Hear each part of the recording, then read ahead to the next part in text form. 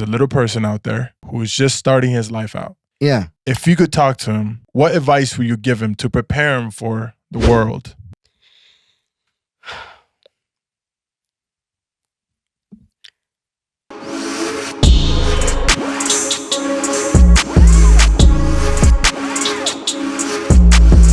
Put up. Okay. I'm going to get like cozy-ish. All right. Like, so I'm like. So get a little bit more here. Watch out. Where? Push up. Okay. Wait. Okay. What? There you go. What's up, everybody? Welcome back to the Maikon show, the coolest show in the whole wide world. Shout out to Verdi Esports, the coolest esports team in the whole wide world. He's an actor, entrepreneur, singer, and an influencer. Without further ado, my guest, Liston.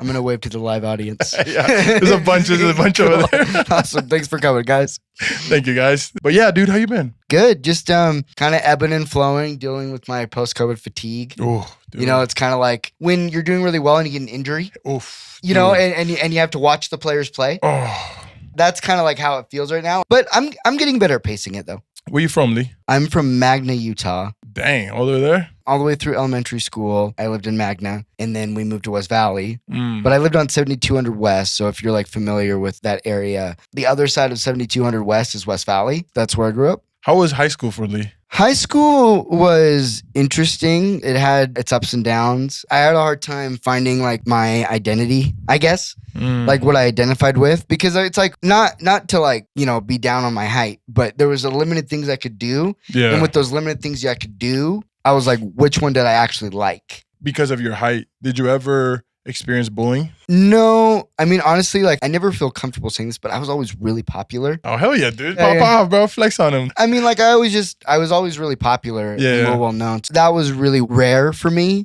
Well, you're naturally different, bro. Especially nowadays, we always tried to be different. Mm-hmm. And it's like, bro, you're naturally different. That makes you so unique and makes you cool, bro. I didn't realize at the time because my mom was always like, Lee, people are going to see you and they're going to want to talk to you. Why? Because I not really understanding the power that came with having that. Because like you're saying, so many people want to stand out. It was kind of funny because like it's almost like being born a celebrity. Oh, because people see it and they go, that makes sense. Hey, who's that? You know, it's kind of like the hush hush kind of talk. Like, shh, don't be weird. You know, and so like it's kind of a double-edged sword. So after high school, what happened? Oh, like my looks, I just got. No, I'm just kidding. Like, what happened, bro? Things just went down. Gave it up. Girlfriend broke up with me. Villain origin story. Yeah, changed, became darker. No, after high school, there was a little bit of like this gap thing. I feel like every time like something ended, it would start this reboot phase where I was like, who am I now? What do I do now? I was working full-time at Wells Fargo, just hanging out with my friends, not really serious about anything. The coming of age here is kind of going on a mission. Oh, yeah. A few of my friends were going, and I didn't know if I wanted to go, if I was ready to go. I got very comfortable. Oh, okay. You know what I mean? I was cozy. Yeah. Mm-hmm. I was hanging out with my friends, going to movies. I was working. I was living at home rent-free. I was just very cozy, content. And that kind of led to just hanging out. And my dad actually brought me in his room one time and he said, Lee, we got to talk. And I said, what's up, Dad? He said, you have three options. Option one, you can live here and pay rent. Option two, you can go to college. Or option three, you can go on a mission. Kind of an ultimatum. And I decided to go on a mission. That's what kind of evolved there. How active are you in the Mormon church? Like on a scale from 1 to 10, I've kind of varied. And I feel like a lot of people are right now. It's kind of like a hot topic, if you will, especially in Utah. But for me, I'm just very, I don't want to say neutral, but I'm not like super like, hey, I mean, just for me, like last year, I read the Book of Mormon all the way for the first time. Damn. Which is kind of funny to say, like, wait, you served a mission? You know what I mean? Like, shouldn't you have read the whole thing before you went? But yeah, I read the Book of Mormon for the first time. But it was kind of like, for me, doing it on my own, not from like pure pressure, right? Because people will either surround themselves with like, oh, I feel the same way. Like, I don't feel good about the church, or I love the church, you know? And for me, it's like, I wanted it just for me, independent of what other people felt about it. Because I know people have strong feelings both ways, but I didn't want to be influenced by that. I wanted to be influenced by like how I felt about it. Your main thing is being an actor, right? Yeah, I would say so.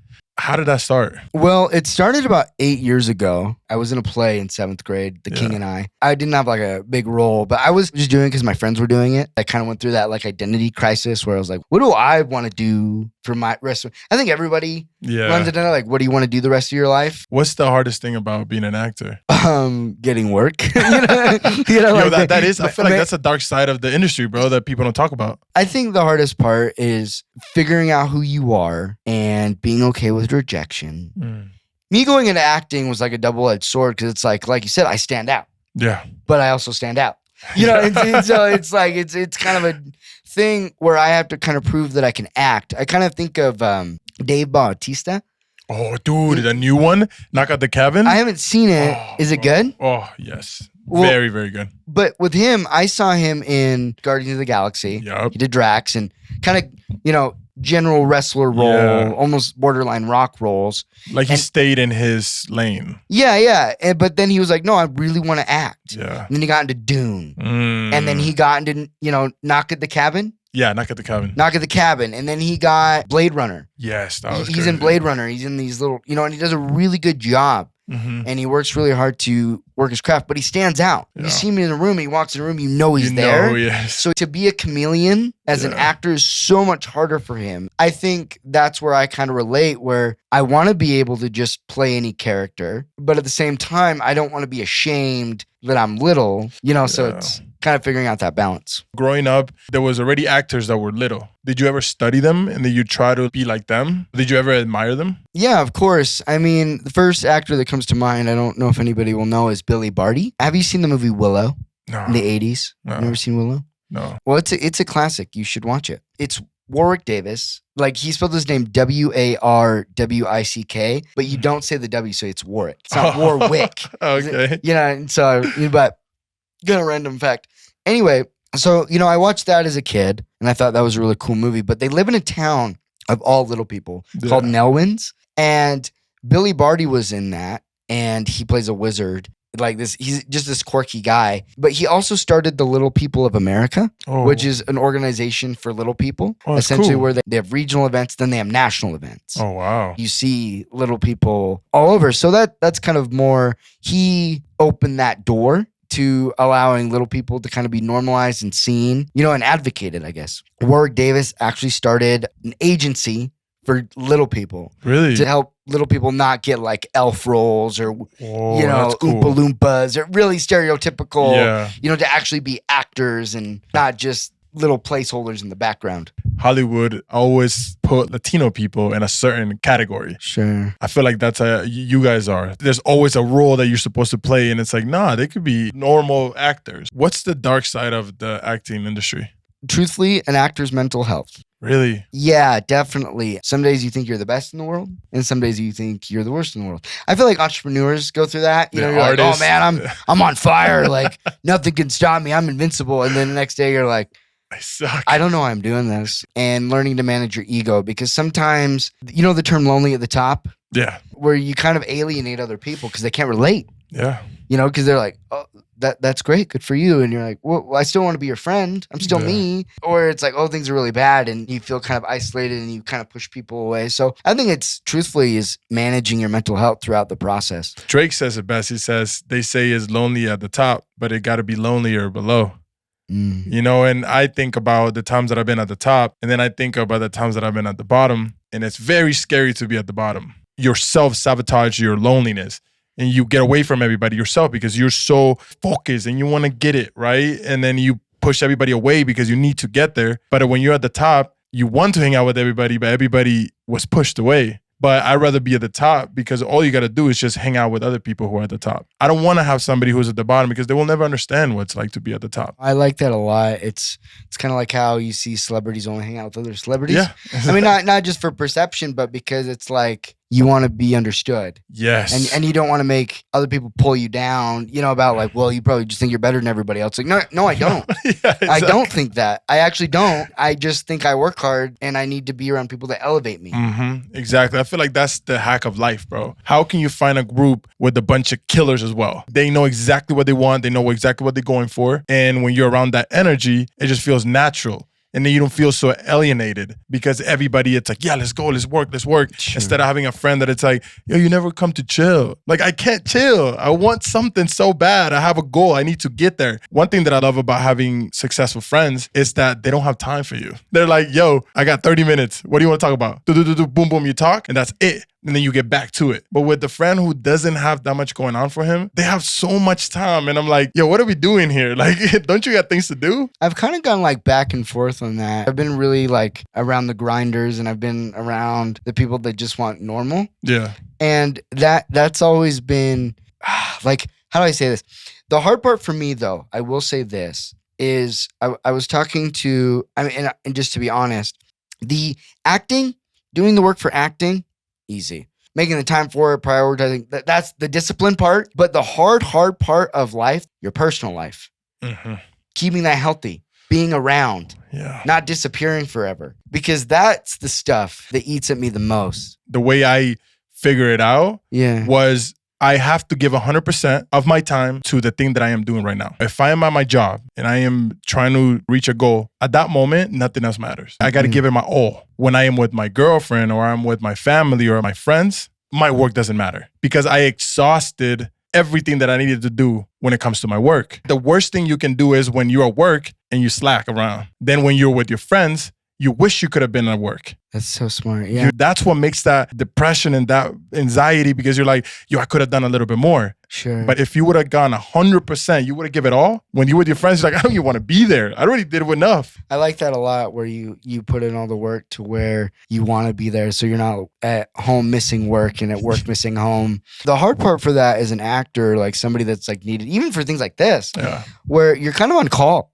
Yeah. You know, and I had a hard time where I was kind of getting used to this whole lifestyle is I'd be like, I remember being with my ex-girlfriend at a Barnes and Noble, you know, just doing a day thing where I was, you know, with family. And then I got a call and I started getting like, I got a couple of business calls and I took them. I took the calls. But at the time I was like, this is a good thing. This is what I should be doing. And it's like, well, thanks for ignoring me, you know, and not realizing that. So it's such a hard balance to be there and set boundaries, I guess. Yeah. Like you're like, when I'm at work, but when I'm at home, be home. I feel like in that moment though, if the other person doesn't understand, she's not for you. They are not capable to be in your life. Some people are just not meant to be in your life, bro. You know? Yeah, that's also true. Everybody that's around me knows. They know that if there's an opportunity, I love you with all my heart, but I need to be there. They're like, yeah, that's cool. Because when I come back to them, all my time, all my energy is just for them because I've given them enough. The toughest thing is when you don't give people enough. That's why I feel like, oh, you don't give me enough, right? But when you give them enough, bro, that's all they need. There's a kid who was a little person out there who was just starting his life out. Yeah. If you could talk to him, what advice would you give him to prepare him for the world?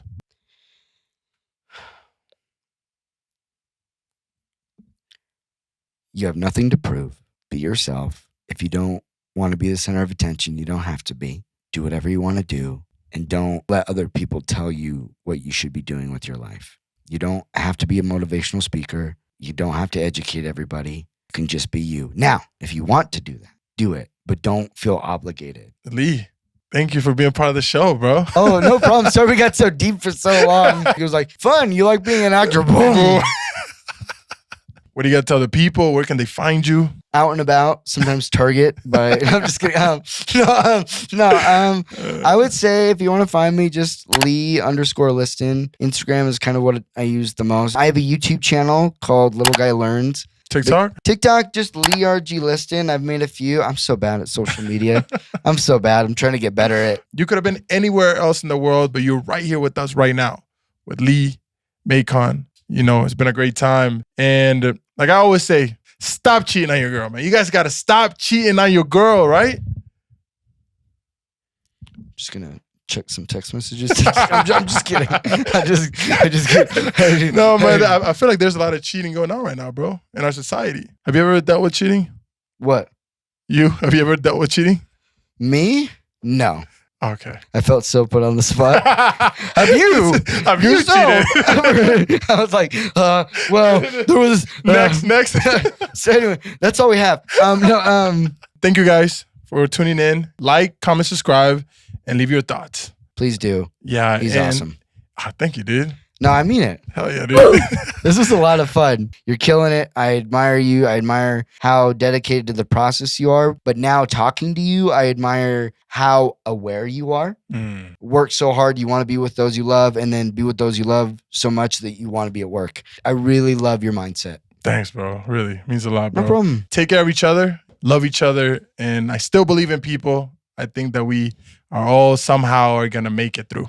Absolutely. You know? And yeah, have a good day. Love you guys. Peace out.